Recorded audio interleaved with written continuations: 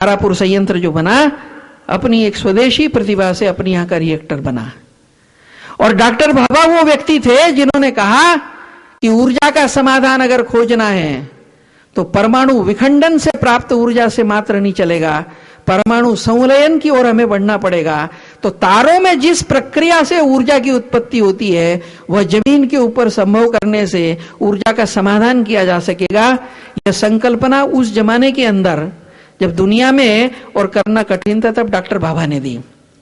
Vikram Sarabhai NASA में काम करते थे। जो पीएसएलवी की आज हम बात करते हैं, भारतीय स्पेस साइंस का जो डेवलपमेंट हुआ, नासा में काम करते समय अपने देश की भक्ति का भाव उनको खींच लाया और मेरी प्रतिभा का अपने देश के लिए उपयोग होना चाहिए। विक्रम साराभाई ने अपने साथियों को तैयार किया, भारत में आए, आकर के और संस्था बनाई और स्पेस साइंस के अंदर आगे बढ़ने के लिए आगे चलकर जगह का चयन करना।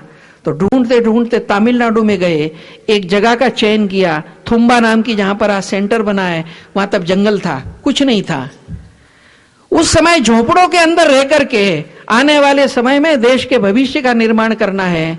इन लोगों ने जो तपस्या की, इसलिए आगे चलकर हम देखते हैं कि विक्रम साराभाई, सतीश धवन, अब्दुल कलाम, कस्तूरी रंगन, माधवन नायर, ये लगातार जो एक श्रृंखला चली आई, इस श्रृंखला ने अंतरिक्ष विज्ञान के क्षेत्र के अंदर पहले एएसएलवी, फिर पीएसएलवी और फिर उसके आगे और विकसित प्रकार जीएसएलवी, इस दिशा के अंदर आगे की ओर बढ़े। और जीएसएलवी के द्वारा जब 36,000 किलोमीटर पर सैटेलाइट को स्थापित करने का कीर्तिमान भारत ने एक बार असफल होकर दूसरी बार में सफलता प्राप्त की। मित्रों, सोवियत रूस को 11वीं बार में सफलता मिली थी, यूएसए को 5वीं बार में सफलता मिली थी। भारतीय वैज्ञानिकों की विशेषता है कि उन्होंने दूसरी बार में सफल हो गए। परम कंप्यूटर की बात आती है तो डॉक्टर भटकर हमारे सामने है। 450 करोड़ की कीमत से जो कंप्यूटर अमेरिका तैयार करता है, 22.5 करोड़ के अंदर वह उस क्षमता का तैयार करने की सामर्थ्य भारत के अंदर है।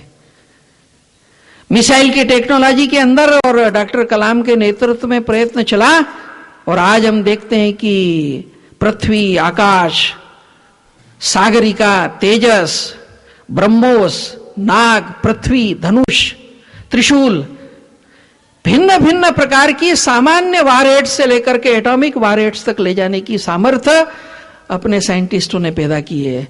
98 का जो पोखरण का विस्फोट हुआ, जिसमें फिशन और फ्यूजन दोनों प्रकार की प्रोसेस, विखंडन और संलयन, हाइड्रोजन और परमाणु बम दोनों का प्रयोग हुआ,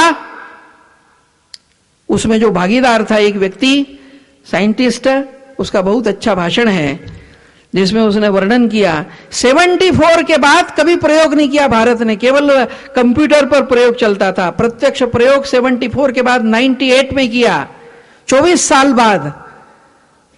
तो फ्रेंच साइंटिस्ट कहते थे कि अद्भुत प्रतिभा है कि 24 साल प्रयोग करने को नहीं मिला, लेकिन जब प्रयोग करने को मिला तो एक साथ 5 विस्फोट, और उसमें भी फिर हाइड्रोजन और परमाणु विस्फोट दोनों प्रकार के अद्भुत ढंग से जो किए, तो आज ध्यान में आता वो प्रतिभा है। और इस दृष्टि से हम देखेंगे तो हमको ध्यान में आएगा कि एक दृष्टि से आज सारी दुनिया के अंदर जो ब्लैक होल्स बनते हैं, तो ब्लैक होल जो जिस पद्धति से बनते हैं कि जब ईंधन समाप्त होता है और झड़ जाता है ऊपर का हिस्सा, और तब तारे का आकार अगर सूर्य से बड़ा होता है तो अंदर का ईंधन खत्म हो गया, केवल एक फोर्स बचती है, ग्रेविटेशनल फोर्स, तो सिकुड़ने लगता है और धीरे धीरे एक बिंदु बन जाता है, उसी को ब्लैक होल कहते हैं। तो ये जो लिमिट है, इस लिमिट को भारतीय वैज्ञानिक चंद्रशेखर ने खोजा था, और इसलिए स्टीफन हॉकिंस ने जो ब्रीफ हिस्ट्री ऑफ टाइम लिखा उसमें वो कहता है कि चंद्रशेखर लिमिट कहते हैं विज्ञान में इसको। ये जो सीमा है जहां के बाद ब्लैक होल की प्रक्रिया प्रारंभ होती है उसको चंद्रशेखर लिमिट कहते हैं।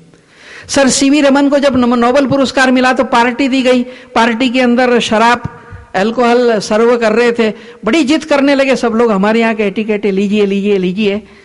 तो उन्होंने हंस करके कहा सीवी रमन ने कि the world has honoured me for my work, Raman effect on alcohol. I do not want them to know alcohol effect on Raman.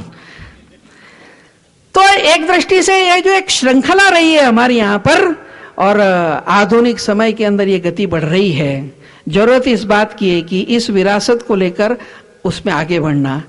और समय थोड़ा हो गया, लेकिन 1-2-3 मिनट और लेके मैं समाप्त करूंगा। एक विषय साइंस का और आता है महत्व का, और जिसकी आज दुनिया को जरूरत पड़ने, वो है प्योर साइंस।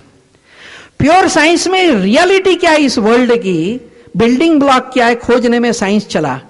और इसलिए हम कहते हैं कि उसने खोजा परमाणु, फिर उसके टुकड़े हुए तो उसमें इलेक्ट्रॉन, प्रोटॉन, न्यूट्रॉन, फिर ध्यान में आया कि ये पार्टिकल समझना कठिन है, ये वेव है कि पार्टिकल हैं, तो फिर का फोर्सेज हैं, और इलेक्ट्रोमैग्नेटिक फोर्स है, न्यूक्लियर फोर्स है, और ग्रेविटेशनल फोर्स है। फिर इनके यूनिफिकेशन की ओर चले, तो करते करते ग्रेविटेशनल छोड़कर आज करीब करीब किनारे पहुंच रहे हैं।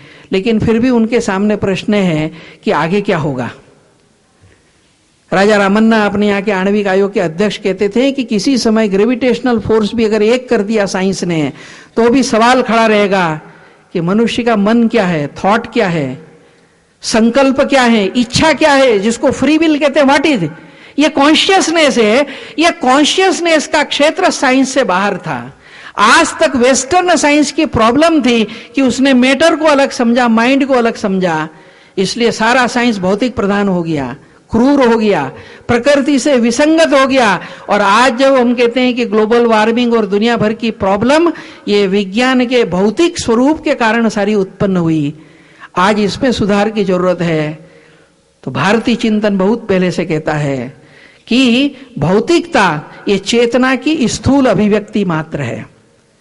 हमारे यहां पर कणाद ने कहा सारा जगत परमाणु है, और कपिल ने कहा ये परमाणु क्या है, इसको समझना कठिन है, इसके अंदर की रचना को। तो उन्होंने कहा केवल अट्रैक्शन, रिपल्शन और न्यूट्रल, प्रीति अप्रीति विषाद दुनिया है। और फिर वो कहते हैं कि अट्रैक्शन, रिपल्शन है, स्ट्रिंग, स्पंदन, यही जगत है। और स्पंदन के परे जो स्थिति वो कॉन्शियसनेस है। जिस दिन हम वहां पहुंचते हैं तब एक यूनिटी ऑफ लाइफ, जिसको जगदीश बसु ने कहा था, वो होता है कि प्राणी की सृष्टि, वनस्पति की सृष्टि, जड़ सृष्टि और मानव सृष्टि ये अलग अलग नहीं है, ये सब एक ही चीज से निकली है। तब एक होलिस्टिक इंटीग्रेटेड थिंकिंग चलता है। इसलिए आधुनिक युग में जो नोबेल लॉरेंट हुए इरविन श्रोडिंगर, उनका एक बहुत प्रसिद्ध मजेदार वाक्य है। उन्होंने कहा some blood transfusion from the east to west, यानी कुछ रक्त संक्रमित करने की आवश्यकता है ईस्ट से वेस्ट की ओर। क्यों? तो some blood transfusion from the east to west to save western science from spiritual anaemia. जो शरीर के अंदर रक्त कम हो जाता है ना, तो ये जो चेतना, आध्यात्मिकता की रक्ताल्पता जो वेस्टर्न साइंस में आ गई है, उसको बचाने के लिए ईस्ट से वेस्ट की जरूरत है। और इसलिए ये जो भारतीय तत्व चिंतन है कि चेतना से ही सब कुछ उद्भूत हुआ है, ये जिस दिन आएगा उस दिन सारी दुनिया के अंदर एक बदल आएगा। आने वाला समय भारत का है, और भारत का निर्माण कौन करेगा? तो युवा पीढ़ी करेगी। और इस नाते से आज का जो विषय था, पुष्पक से PSLV अपनी प्राचीन विरासत पर स्वाभिमान रखते हुए आज के एक सामर्थ्यशाली भारत का निर्माण न केवल भारत के कल्याण के लिए बल्कि विश्व के कल्याण के लिए हम करने की ओर चलें। स्वामी विवेकानंद ने जो कहा था, आत्मनो मोक्षार्थ जगत हिताय च, ये सारा निर्माण संपूर्ण जगत के हित के लिए करने की प्रेरणा हम सब बंधुओं को मिले। इतना ही निवेदन करते हुए मैं अपनी बात समाप्त करता हूं।